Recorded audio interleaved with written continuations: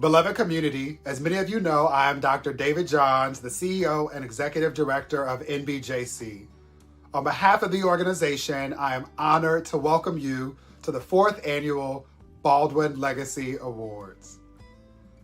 We are humbled on this International Day of Older People and the first day of LGBTQ History Month to celebrate the contributions Black queer, same-gender loving, gay, bisexual, and transgender male and masculine elders have made and continue to make towards the fight for complete and collective liberation, justice, and equity for every member of our beautifully diverse community.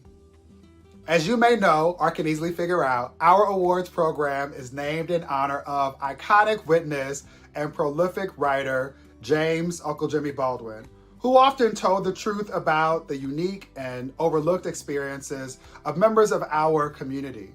He worked tirelessly as a civil rights advocate to move us closer to equity and justice, and offered examples of how we, Black queer men, can live and work and love in public. Our organization is proud to add this event to a long list of events and activations honoring the 100th year since Uncle Jimmy was born. We love you, Uncle Jimmy, and pray that you continue to rest in both peace and power. Most of y'all know that programs like these are only made possible with supportive accomplices working to ensure that we can all thrive. And we are thankful for our partners at AARP for helping us honor and support these legendary and iconic members of our community while defending democracy and advancing equity in the process. It's the both and. With this partnership in mind, I invite you to watch this video from John Paul Hayworth, the LGBTQ+ Audience Strategy Director at AARP. After the video, you'll be joined by this year's special guest, lifelong member of the NBJC family and today's event host, Texas State Representative and CEO of the Southern Black Policy and Advocacy Network, the Vincent Jones. He's gonna take it away right after we run this video. Thanks in advance, Brother Vincent. I'm John Paul Hayworth, and I'm delighted to serve as the Audience Director for the LGBTQ+ community at AARP. This new role within AARP's Office of Diversity, Equity, and Inclusion is only the most recent example of how AARP has committed to social justice, civil, and human rights issues. AARP is proud to be a sponsor of the National Black Justice Coalition and the James Baldwin Awards. It is our honor to be part of this celebration tonight of the awardees. And I want to extend my personal thanks to each of them. You are inspiring, and I'm thrilled that we have the opportunity to publicly recognize you and your accomplishments. AARP has earned a reputation as a wise friend and fierce defender through trusted information, tools, and advocacy designed to protect the health and financial security of all older Americans and empower them to choose how they live as they age. I want to share a short video with you that will help explain more about why AARP is here tonight. Our story begins more than 60 years ago inside an abandoned chicken coop, where our founder discovered a retired teacher living. No home, no health care. So she said no to this injustice and yes to transforming lives. It's this drive, this compassion that inspired AARP. Today, we empower people to choose how they live as they age. As a wise friend and fierce defender, we advocate for better health, financial security, and stronger communities. AARP, join us in making a difference. Today's AARP fights for equality in issues like health, employment, affordable housing, and at its heart, the freedom to live our truth, without fear and with equality under the law. I invite all of those being honored and those in attendance at today's event to reach out to me and the other members of the ODEI team to learn more about AARP and our commitment to the work of diversity, equity, and inclusion. We celebrate your unwavering commitment to the Black community as you shine a light on the accomplishments, achievements, experiences, and wisdom of the LGBTQ SGL Black elders. Thank you for being a part of the work of the National Black Justice Coalition by being here tonight. AARP stands with NBJC in fighting for LGBTQ SGL equity for Black individuals, families, and communities. Working together, we will create a world where all can thrive. Thank you, and enjoy the rest of your evening.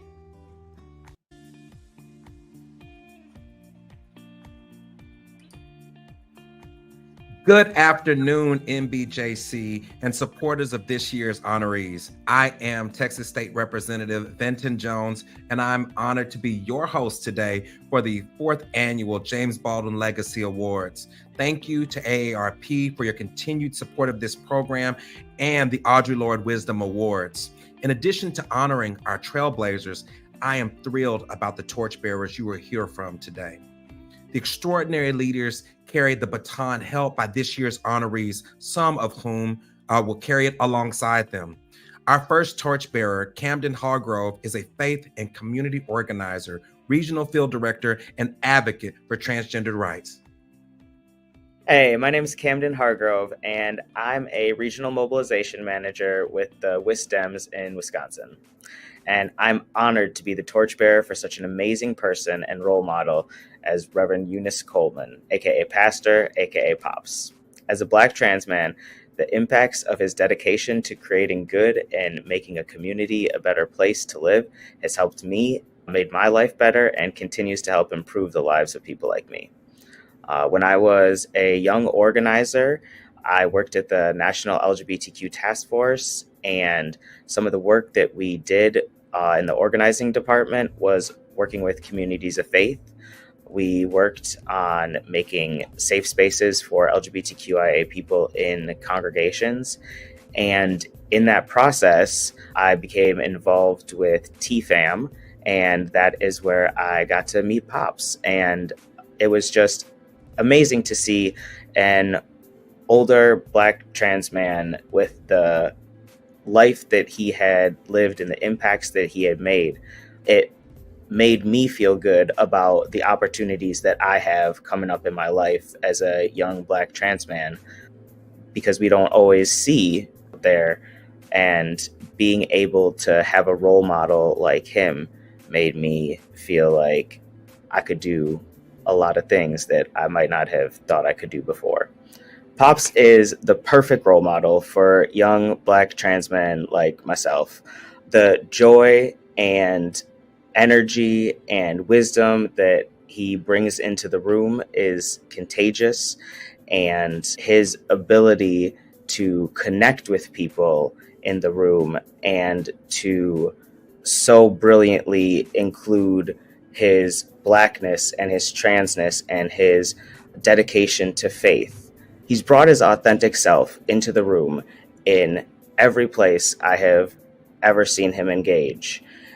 He's always doing workshops, or he's reaching people through social media on his pop-ups, talking about prayer, talking about religion, talking about how the Black LGBTQ community intersects with the faith community. I'm so proud to be able to be the torchbearer and to be able to honor and congratulate Reverend Eunice Coleman on all of his achievements, and am proud to award him with the James Baldwin Legacy Award. Thank you for everything you've done for the community.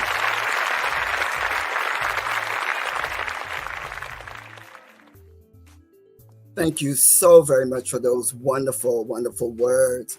I'd like to thank the National Black Justice Coalition for this incredible James Baldwin Legacy Award. I'm truly honored to stand alongside such amazing and esteemed individuals who are also receiving this recognition today.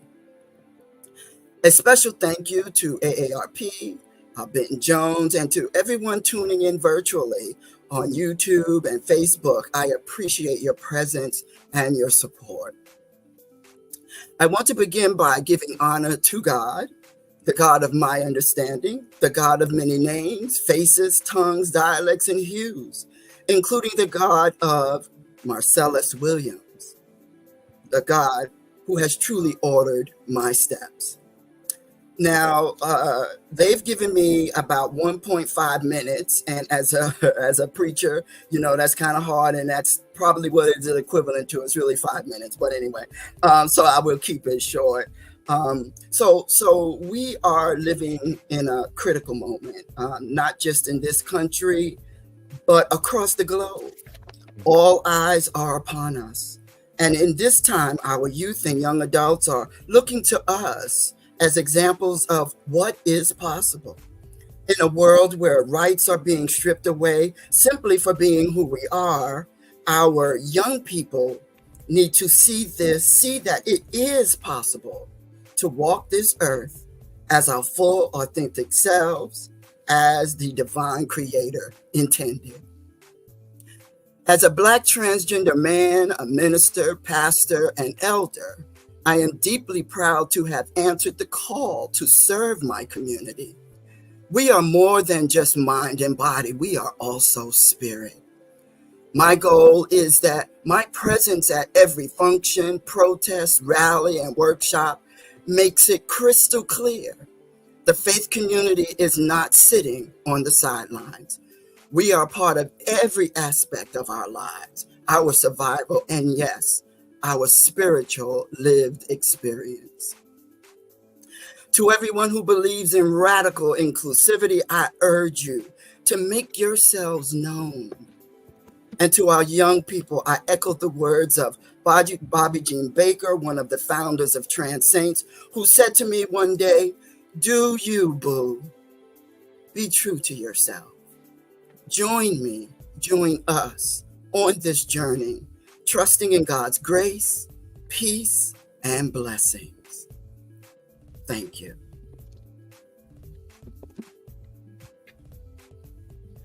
Congratulations to our first honoree, Reverend Coleman. Next, we have Maryland Delegate Gabriel Alcevera, a member of the steering committee of NBJC's Good Trouble Network of Black LGBTQ+ SGL elected officials, and a fellow member of NBJC's 100 to Watch Black LGBT SGL Emerging Leaders Program. Hey, my name is Camden Hargrove, and Hi everyone, I'm Maryland State Delegate Gabriel Alcevera, and I'm proud to join each and every one of you all this afternoon to honor our elders and all of the awardees. Of all the awardees, I wanted to talk about one in particular, Gilberto Gerald, a Panamanian LGBTQ+ rights activist. Gilberto is really an inspiration for so many of us who identify as Afro-Latino and come from the Caribbean because of his many years and decades of contributions both to our community as well as our movement. Whether it's his time as the executive director of the National Coalition for Black Lesbians and Gays, or the subsequent decades of consulting work that he provided to our community and movement to ensure our advancement, Gilberto is worthy of not just this award this evening, but all of his flowers. His time working on HIV/AIDS as it impacted our community, and all of the work that he has done to ensure that we as Black LGBTQ+ folks are lifted up, we are seen, and we are appreciated. Gilberto, we thank you, we honor you, and so this afternoon I am proud to present the James Baldwin Award to none other than a Panamanian LGBTQ+ activist whose immigrant story, whose naturalization story has been just an inspiration for me. Thank you so much. Congratulations, and have a great afternoon. Thank you. Thank you so much for that very, very, very generous introduction. I am humbled, and it is a special honor to be one of this year's recipients of the James Baldwin Legacy Awards. Thank you, NBJC, and thank you, AARP.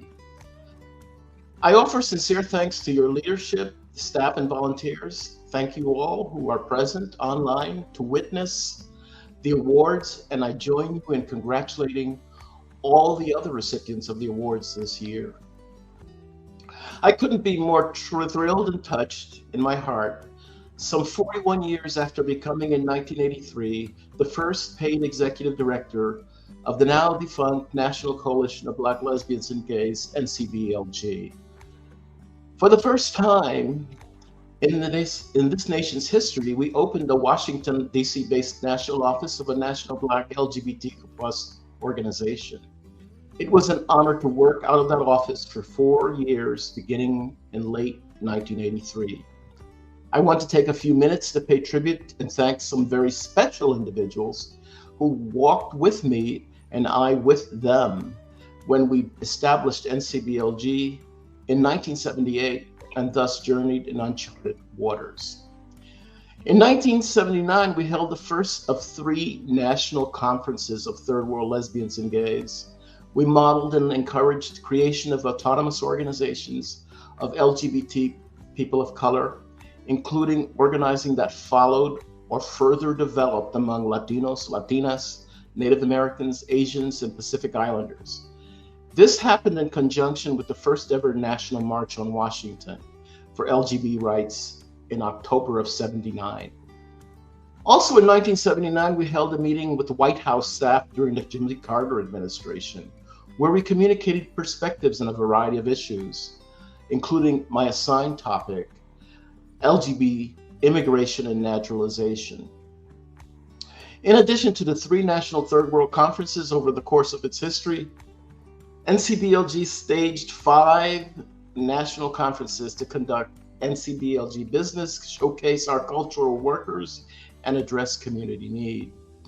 We also planned and carried out the first ever national conference on AIDS in the Black community in the world in July of 1986, starting in 1987. The following year, the federal government held or funded HIV conferences addressing HIV in communities of color. Because of NCBLG's National Conference on AIDS in the Black community in 1986, for the first time, the CDC had a direct linkage with Black, gay, or SGL community, ahead of many, if not most, local and state health departments. Highlights of our leadership and policy work also included meeting with the U.S. Surgeon General, C. Everett Koop, in July of 1986, to brief him on challenges related to AIDS in the Black community as part of his effort to inform all U.S. households about AIDS. I'm personally very proud of our efforts in 1983 in collaboration with NGLTF, as it was called at the time, that resulted in Mrs. Coretta Scott King endorsing the passage of several federal civil rights legislation for LGBT individuals. Congress has not yet gotten that job done. There's much more to the history that will be captured in the memoir, now 90% written, and for which I am seeking a publisher. The 6 other individuals who are historically considered founders of NCBLG that I wish to acknowledge in accepting this award are A. Billy S. Jones, who passed away earlier this year, Reverend Dolores Berry, also deceased, John G., also deceased, and 3 others who are in the viewing audience today, Reverend Elder Darlene Garner, Reverend Renee McCoy, and Lewis Hughes. There are so many more legends in NCBLG leadership history, including Audre Lorde, Barbara Smith, Michelle Parkinson, Joseph Beam, Greg Harris, Robert Reed Farr, and Angela Bowen. Today I bring up one very special individual hardly ever mentioned. Her name is Tammy Carnes, a trans woman in today's vocabulary, who served on the NCBLG board starting in 1981. She, among others, represented a vital part of our community, transgender individuals. Although NCBLG's name lacked the letter T, our founding bylaws adopted in 1981, October, were clear about our inclusion and embrace of trans people. Reverend Darlene Garner, Reverend Renee McCoy, and Lou Hughes, I thank you once again as you view and participate in this ceremony.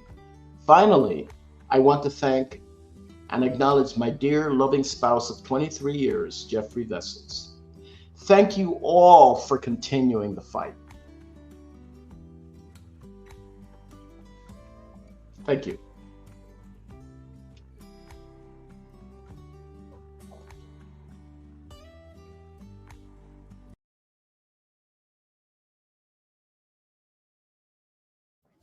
Sorry. Thank you so much, Gil. NBJC is possible because NCBLG existed. Our next torchbearer, Dr. Nye Quarterly, host of A More Perfect Union and Chief National Affairs Analyst for KBLA Talk 1580. Hey family, I'm Dr. Nicordelai Corte, host of A More Perfect Union podcast and Chief White House Correspondent for KBLA Talk Radio. Look, before I returned to my first love of journalism, I did a lot of work in the policy advocacy space, doing a lot of work on foundation invested initiatives. And so this next honoree is awfully close to my heart. I'm talking about Edward M. Jones. He is the Vice President of Programs and Philanthropic Advising Services at ABFE, the Association for Black Foundation Executives. And I can't tell you how important this work is now. It's probably more important now than ever that we have somebody who is in community with us, that's also in community with folks in the philanthropic world that are making strategic investments each and every day around the issues that are important to our communities, issues that are critically important when it comes to the social determinants of health in our communities.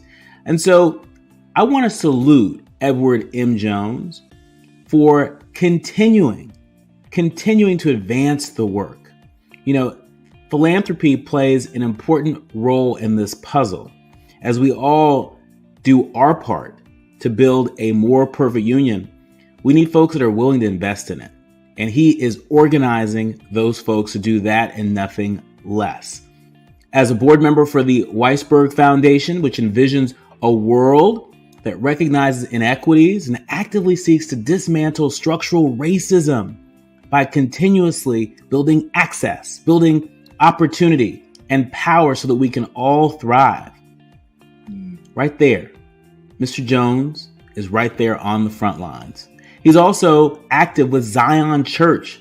He's a founding member of Zion's Justice League, and he's a founding member of the Black Benefactors, a social investment club and giving circle composed of individuals that represent local businesses. They represent organizations, and they're dedicated to addressing the social ills that challenge our communities. See, Edward M. Jones is about this business, the business of building a better community and betting on Black folks. And so with that, I salute you. We salute you. Onward, Edward M. Jones.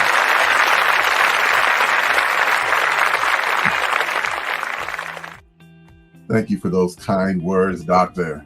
I appreciate and respect your work deeply. Hello to everyone that's joining us. Thank you, Dr. Johns and the National Black Justice Coalition team, Representative Vincent Jones, and ARP for this recognition.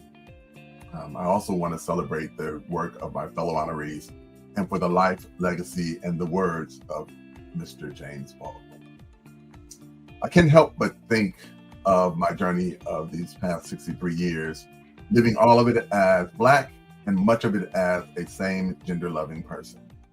It is not lost on me that I have had to live through much of this life as a target of discrimination because of both those identities, and sometimes harmed by the very people who share those identities with me.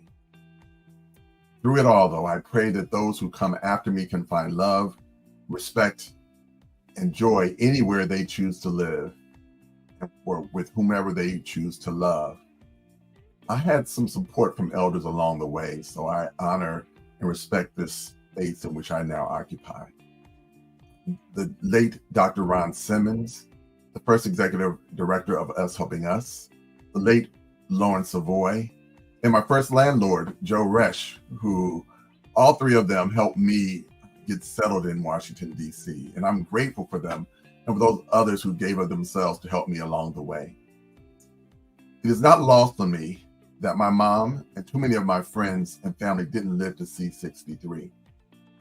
Cancers, AIDS, other illnesses, and even hate have taken the lives of people I love and people I may have never met.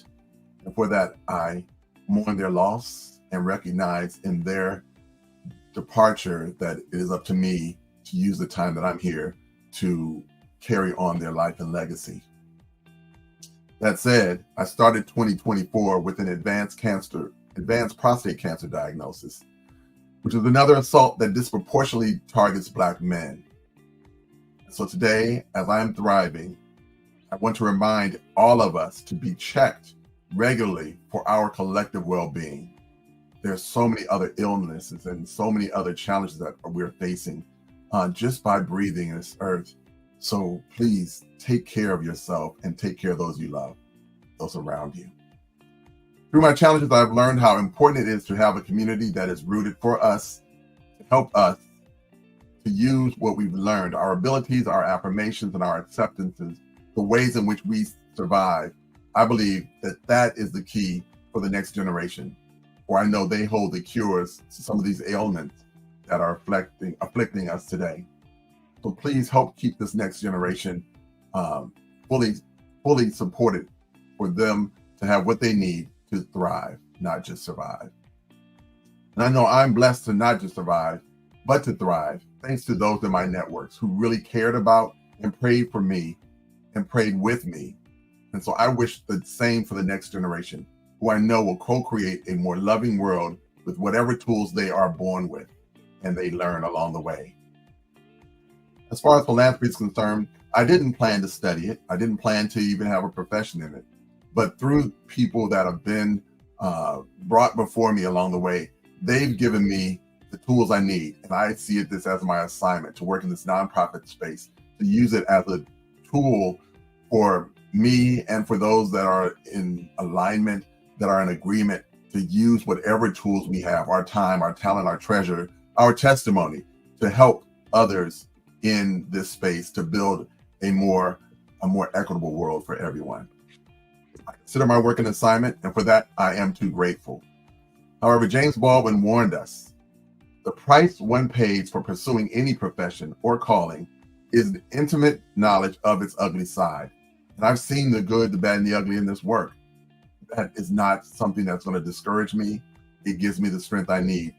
And so for that, I pray that we all make time and space to uproot the ugliness in wherever we are assigned, wherever we have been planted to do this work, so that we cannot be hindered by those ugly elements, but use them as our stepping stones to keep growing. And I hope I continue to lead by example in that space. I pray many more among us find ways to give, however we can, in an important ingredient for joy and for us to all thrive together. I pray that what I do with the time I have left on this earth will be of some benefit to somebody in the ways that others have benefited me. So I want to thank my partner, Will, my best friends, Ron and Vernon, and other friends and family that I've met along the way, and those I've yet to meet, for their loving kindness and respect. I'm grateful to God for the angels who have made a way for me. I'm grateful for James Baldwin walking this earth and fulfilling his assignment to speak the truth. And for our collective future's sake, please vote for justice and joy for all of us. Thank you. Thank you so much. And I cannot echo enough the message of, as we take care of others, we must continue to remember to fill our own cups up and take care of ourselves. So before we move forward, I just want to, thank everyone that's participating in the chat, and just ask the rest of you to please join us in the chat. Let's talk it up. Let's continue to show love to the honorees as we move through an amazing program today. And with that, we would like to have Samson McCormick, one of the first Black, openly, same gender loving stand-up comedians, to introduce our next awardee. Hello, I'm Samson McCormick. Let's talk about Cornelius Moore. Words like icon, standing on business, and understanding the assignment, those are expressions that kind of float around these days that people really don't understand what they mean or who to assign them to. So first, we'll talk about understanding the assignment. Understanding the assignment means knowing what you're called to do. And Cornelius Moore is one of those people who came to this earth knowing what his assignment was. I first learned about his work with Tongues Untied, the amazing Marlon Riggs documentary, and how hard he fought to make sure that we had this film to see, to celebrate, and to help be a guiding light for so many Black gay men in our world. Standing on business has been pushing boundaries in politics, through his work with California Newsreel and making sure that our stories are told the right way, which in this age of digital media is very important. So I need to also say, Mr. Moore, we're never going to let you run off into the sunset completely because we need you now more than ever. But we're happy to be celebrating you today. Lastly, let's talk about the word icon. That's a word that gets thrown around a lot these days. But when we talk about iconic people, Cornelius Moore comes to mind through his work, through his activism, through the life that he shares with us and has shared with us over the years.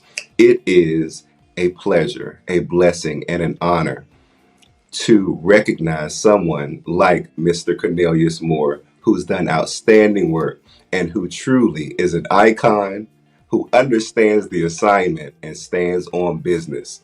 Cornelius Moore, we appreciate you. You're one of our heroes, and it is a blessing to honor you with one of the James Baldwin Legacy Awards. You deserve it.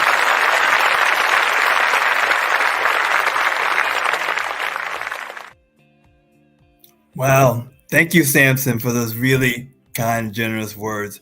And I want to thank the National Black Justice Collective for this great honor and the tribute to my work. And thank you to the host, Benton Jones and Victoria Kirby York and Dr. David Johns and the entire team of the National Black Justice Collective. And I love your name, by the way, of the organization.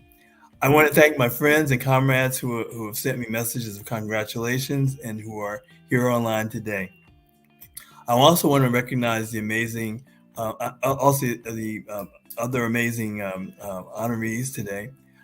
So who are my people? I want to acknowledge my parents, Neil and Bailey's Moore, and my godmother, Evelyn Moore, who raised and took care of me in Chester, Pennsylvania, and made sure that I got an education.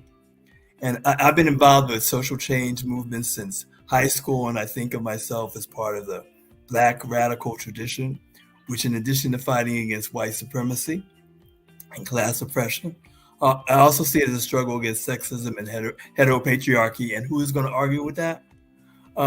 So film can be used to help inform, educate, and organize, and I've been fortunate to bring those interests together for almost 50 years, which is surprising to me now. Victoria suggested that I give examples of work that I'm most proud of, and Samson referenced one of them, and that is being involved with the promoting the films of Black gay trailblazer Marlon Riggs, who was my friend and colleague, and engaging with younger generations around his work. His documentary on Black gay male identity, Tongues Untied, resonates with organizers of African descent outside the U.S., including Colombia, Cuba, and especially Brazil, where I now have a community of comrades and friends because of it. Also, California Newsreel began distributing African films in the U.S. in the 1980s, developing audiences and inspiring film festivals. And among the films were ones on Black gay life in Africa, which corrected the myth that we did not exist there, and that's a myth. Finally, I'm very delighted about distributing films on Black queer writers and activist Lorraine Hansberry, and yes, James Baldwin. My advice that I would share is that while capitalism encourages us to be hegemonic and competitive with each other, I don't. I realize that I did not get here by myself, so don't hold on to information, share it, especially with folks who are just starting out. We'll all be better for it, and we'll get free faster. Mentor people and don't stand in the way of the next generation. And that's what I want to do now. People did it for me. In closing, because I'm still active, and I'm taking that to heart, Samson, I recommend that people check out 4 things, which all have websites: California Newsreel, of course, the Black Star Film Festival, the Scribe Video Center, both in Philly, and the African Film Festival in New York City, that also have a touring program, and I'm collaborating with all of them, so I'm plugging. That's what I'm doing. Again, thank y'all for everything, for this honor, for this opportunity. I love everybody. I send my solidarity and love, and thank you again. Congratulations. And now we have Florida State Senator Chevron Jones, brother from another mother, the first Black state same gender loving person elected to the Florida Senate, and a fellow member of NBJC's Good Trouble network of Black LGBTQ plus SGL elected officials. Mayor Odin, first of all, congratulations. From this first time that we met, we both met with me being the first. I was the first openly gay man to be elected to the Florida Senate, and you being the trailblazer that you are, and your trailblazing leadership as one of the first Black gay men elected mayor right here in the United States has been nothing short of inspiring. You have shown us what it means to live authentically, to lead with courage, and to fight for inclusion and equality for all of us.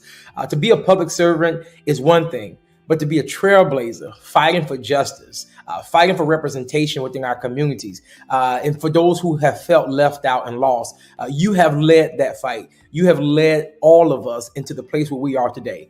James Baldwin once said, the place in which I'll fit will not exist until I make it. Mayor Odin, you have created that space, not only for yourself, but for so many others. Your leadership has created a space for others to step forward, to live boldly, and to dream bigger. Mayor Odin, it is my privilege to present to you the James Baldwin Legacy Award on behalf of NBJC. We raise our glasses to you today, sir. Cheers and congratulations.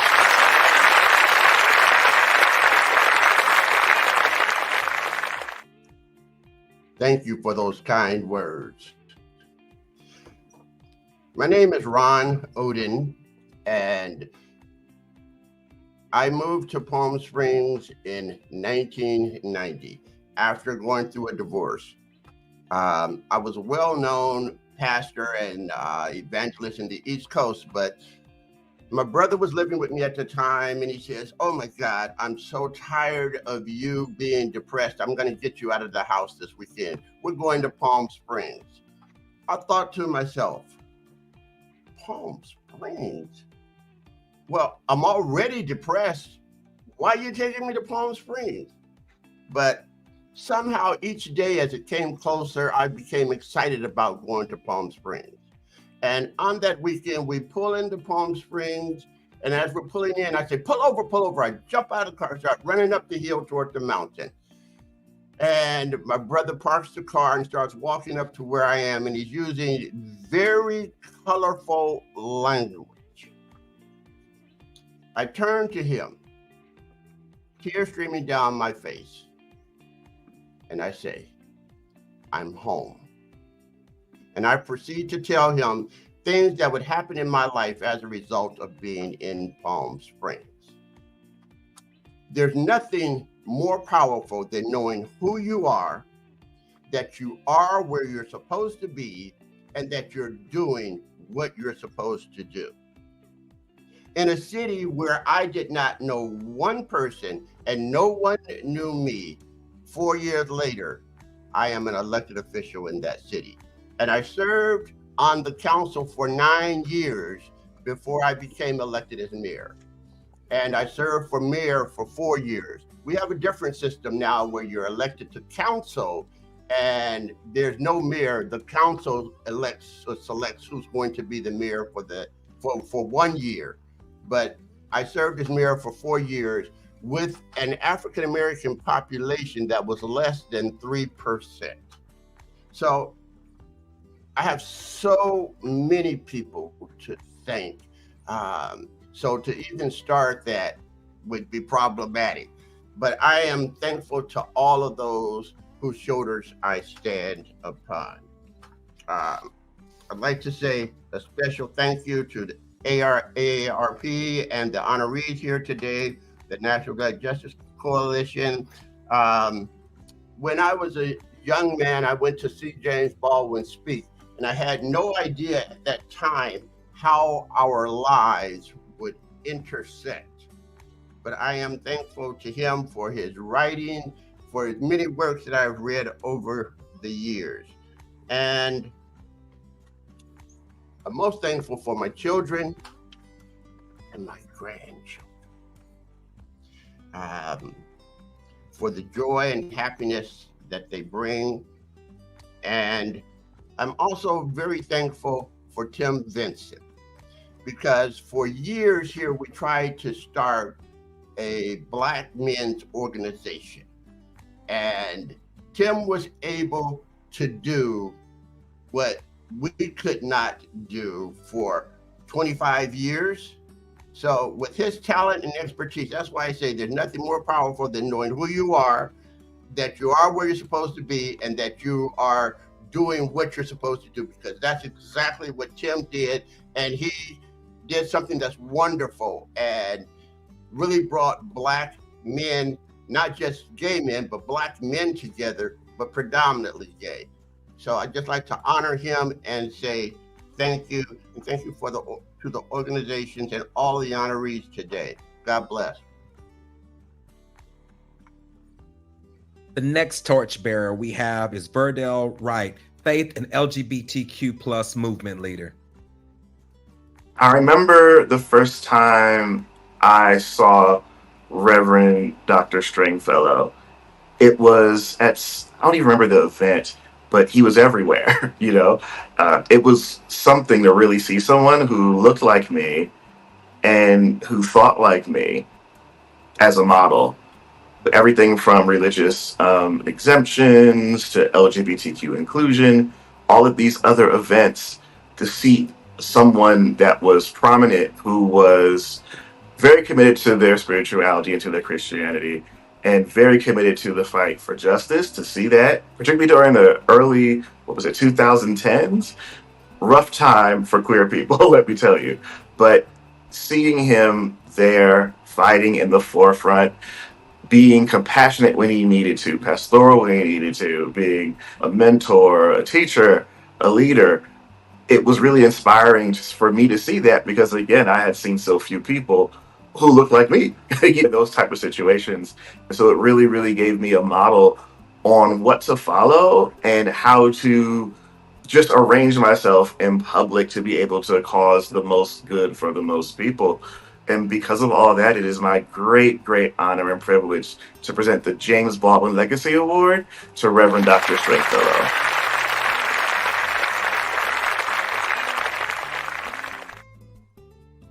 Verdell, thank you so much for your heartfelt words. They mean a lot to me.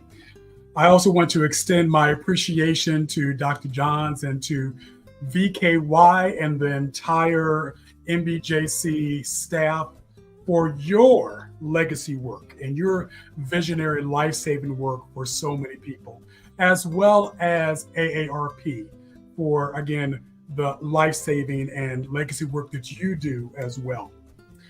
I want to take the time just to say thank you to the James Baldwins in my life. I never had the opportunity to meet a James Baldwin, but who in the world can live up to such a work and legacy as such a leader as he? But I'm honored to call out those individuals who have helped me get to where I need to be today. And the first individual is Dr. Randall Miller.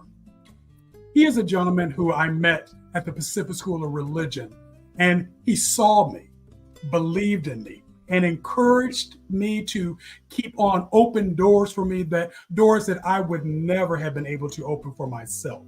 So again, Dr. Miller, thank you so much for not only your work at the Pacific School of Religion, but also with the Haas Junior Fund and within the United Methodist Church. Two other gentlemen I want to cluster together because I know they've made a difference in many of our lives, and that is for Clarence Patton and for Michael Bell, and the work that they have done with the Pipeline Project to seek out, I would say, middle management queer people of color to help them get to the next level of executive leadership. The fact that they saw many of us, but saw me, and poured themselves into not only my work, but so many others. I am just so grateful. And again, I continue to stand on your shoulders. Lastly, someone who is a little unusual for me to acknowledge, but that is my former pastor of my Baptist church, the late Reverend Dr. Otha Aiden. he is somebody that he and I did not see eye to eye after I had come out of the closet. And I shared with him that it was that I was leaving the church, not because I was being thrown out or kicked out, but I recognized and respected his journey and where he was taking this very fundamentalist Christian church, and that no longer suited who I was. And even though we didn't see eye to eye, he was still a father to me, and we were able to reconnect towards the end of his life. And the integrity, the attention to scripture, and just to simply be a fantastic pastoral care individual. I owe that to him. So thank you to all of my colleagues. Again, I'm so very grateful to be with all of you to share this wonderful recognition. Thank you. And last but certainly not least, we have Kenya Garson, President and CEO of the Center for Black Equity and the CBE Pact, and the CEO of the Capitol Ballroom Council.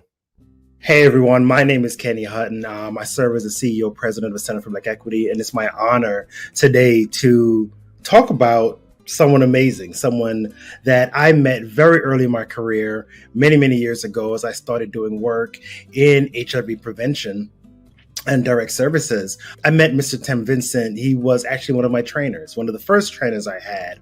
And I always remember Tim as being someone that was impeccably dressed, always had on a blazer, the nice shirt, collars always popping. And it really stood out to me to see, a Black, same gender loving man come to communities, come to younger people like myself at the time, and really talk to us in a way where we were able to really grasp this information and understand, the stigmas and social determinants of health and things that really impact us as the Black LGBTQ community.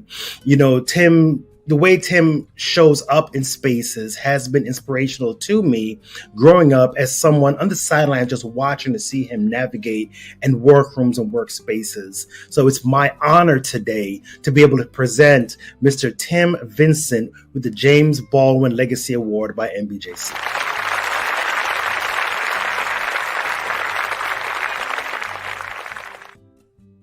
Thank you so much for those words, and thank God I'm wearing a blazer. So thank you very much. I want to thank the Black Justice Coalition for this honor, the James Baldwin Legacy Award.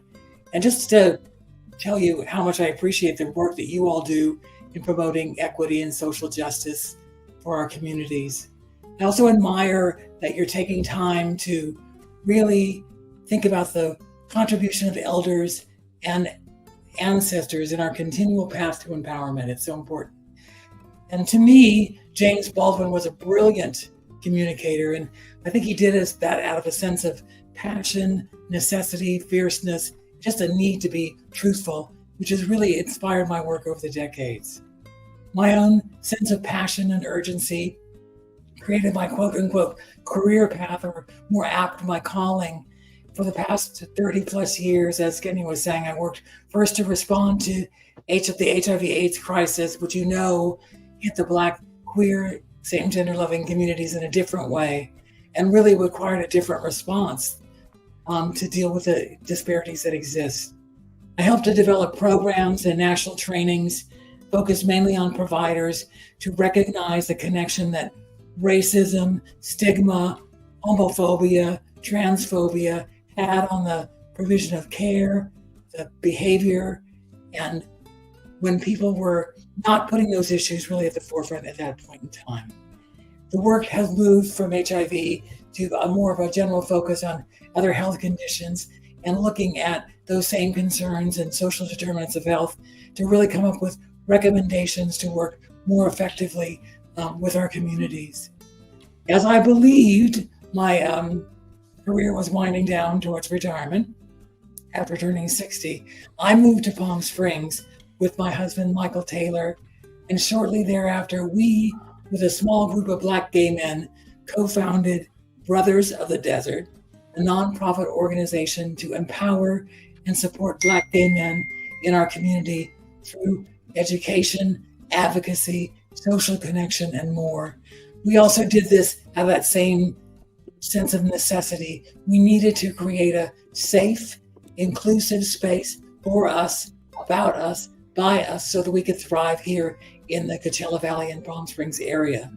And as welcoming as Palm Springs and the surrounding areas claim to be with regard to the LGBT community, there were really glaring inequities and bias about the recognitions and accomplishments of Black people, and we wanted to do something to change that.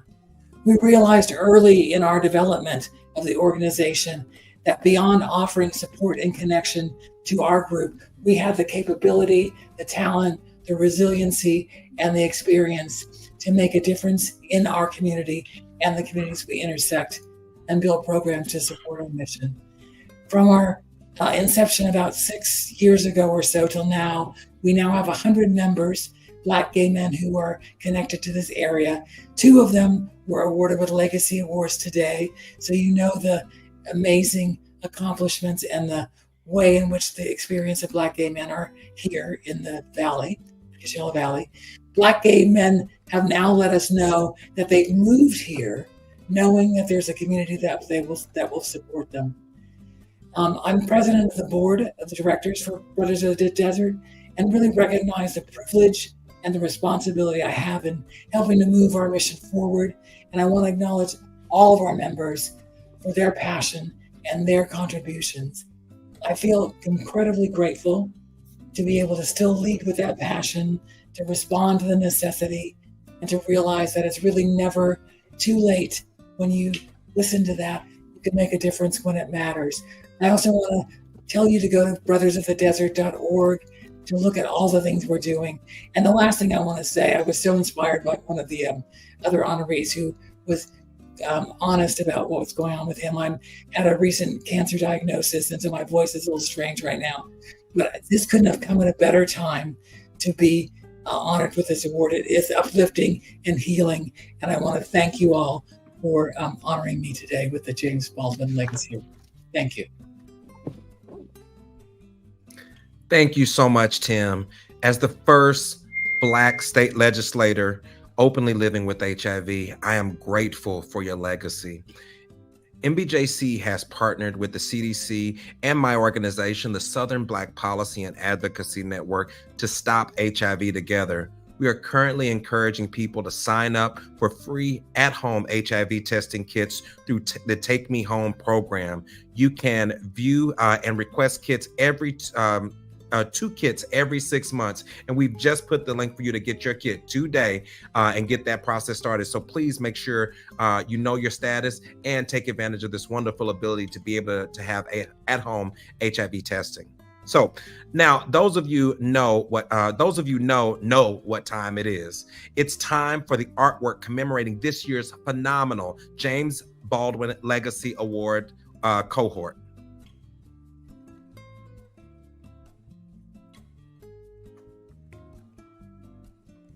All right.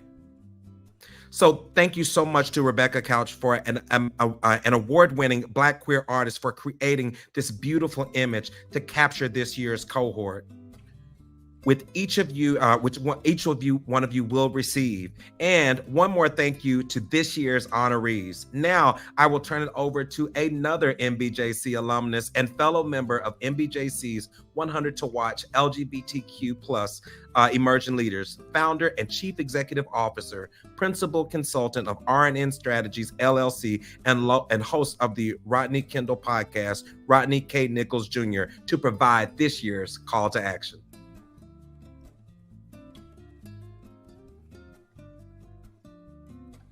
In the great state of Texas. Hey family, how y'all doing? We are in the sprint to the last leg of this race. And you know, this year's election, family, has a lot at stake. I mean, everything is at stake for our community in particular. Despite what some may tell you, presidential mandates aren't made by those who sit on the sidelines, y'all. They're not made by those who sit elections out. They're made by those who cast their ballots and ensure that it is counted, okay? And you must vote. You must vote. You must vote if you want your priorities for this nation included in the actions taken by the next president of the United States. It's just that simple.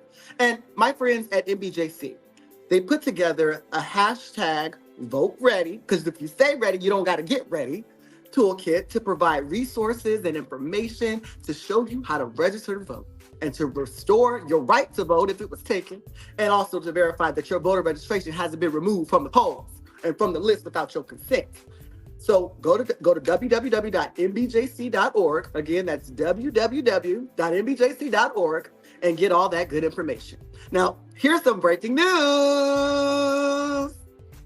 Some of you may know, NBJC recently partnered with HRC, the National LGBTQ Task Force, GLSEN, and the National Center for Lesbian Rights and Family Equality to engage HIT strategies in collecting first-of-its-kind data, oversampling diverse Black people to assess their feelings about Black LGBTQ people and policy issues most impacting our community.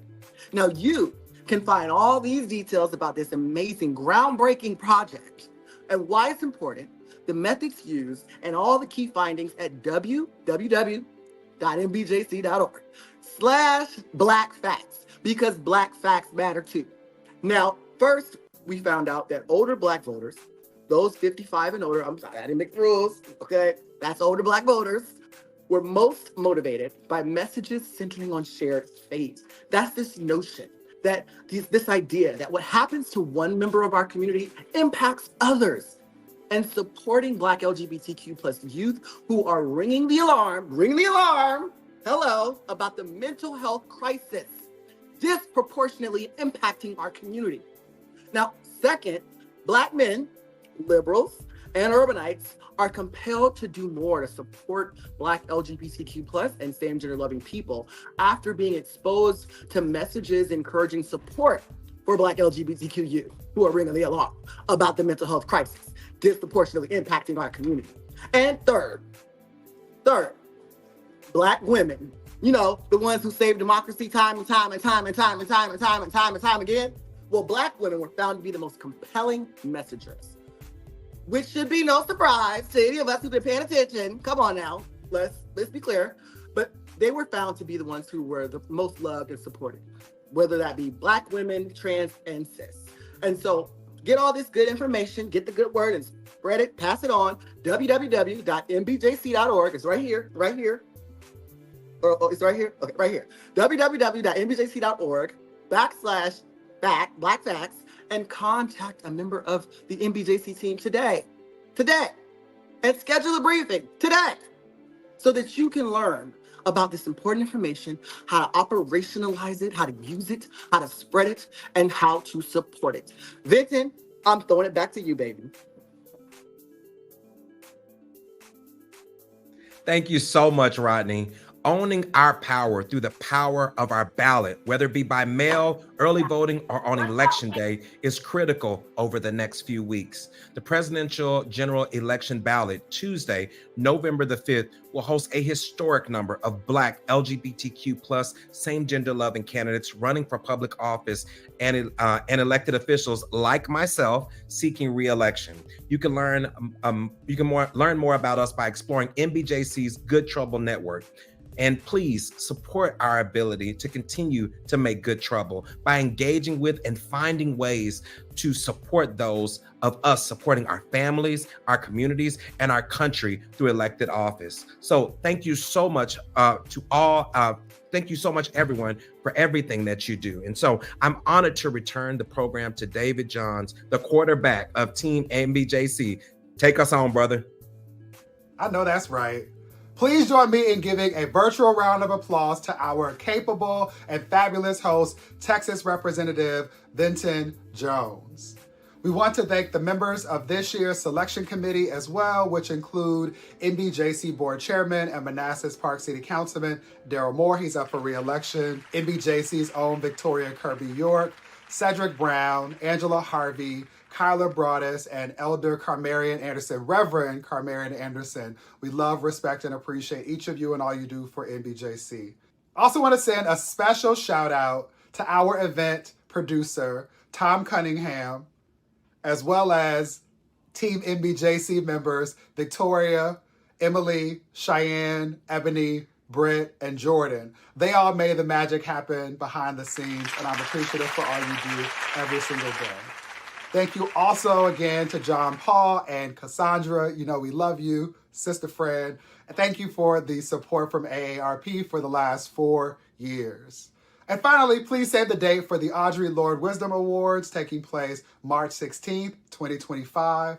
And make sure that you are locked in to NBJC on the move across all digital platforms and subscribe to our electronic newsletter via nbjc.org to stay abreast on all that we are doing to move culture and strengthen community and strengthen democracy so that all of us can continue to not just survive, but to thrive and to experience joy in the process. That is our birthright. Thank you to everyone who made this possible. Thank you to our torchbearers and to this year's cohort of honorees. We'll see you next year.